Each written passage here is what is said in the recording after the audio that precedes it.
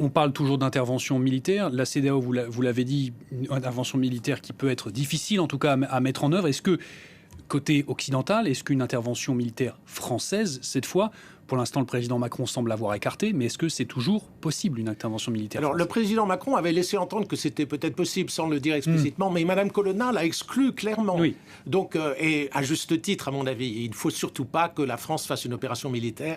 Ce serait décrédibiliser le président Bazoum lui-même, ce serait rappeler tous les relents de France-Afrique, il y aurait des réactions très négatives partout. L'État démocratiquement élus dans la région sont menacés, finalement, si on ne punit pas, en quelque sorte, si on ne sanctionne pas les putschistes. Maintenant, il est évident que personne n'a une solution rapide au problème du terrorisme djihadiste qui se répand dans toute cette région. Mais l'instabilité due au coup d'État aggrave la situation. Ça bénéficie aux djihadistes, naturellement. Et la crise actuelle au Niger va avoir pour conséquence, quelle que soit l'issue, une incitation des djihadistes à conquérir plus de territoires. Déjà, la France semble avoir suspendu sa coopération militaire et les militaires français vont se retirer si Bazoum n'est pas rétabli dans ses fonctions.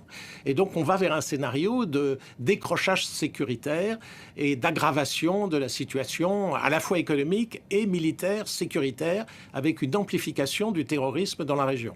On a vu également dans ces manifestations de soutien aux putschistes à Niamey, on a vu des drapeaux russes, une fois de plus, dans la région. Ce n'est pas nouveau, c'était déjà le cas également au Mali. Est-ce que, d'une certaine manière, la Russie, par le truchement de Wagner notamment, pourrait profiter de cette situation pour également renforcer son influence dans le pays?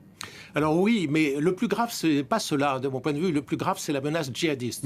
Cela étant, les Russes vont profiter par opportunité de la situation. Mais le Niger n'a pas beaucoup de ressources à offrir. Wagner est payant, les Russes vendent leurs armes. Il n'y a pas énormément de ressources naturelles à exploiter parce que l'uranium, c'est un peu compliqué et on voit mal les Russes immédiatement l'exploiter. Donc les Russes vont un peu hésiter aussi. Donc ils vont essayer d'exploiter la situation contre la France, contre les pays occidentaux, mais eux-mêmes ne peuvent pas s'investir lourdement au Niger. Oui, c'est pas, vous avez tout à fait raison, c'est pas du tout un appel à la Russie.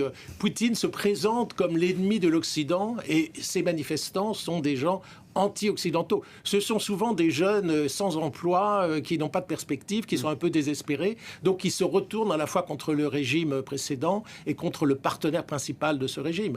Donc c'est un peu l'affaire de bouc émissaire.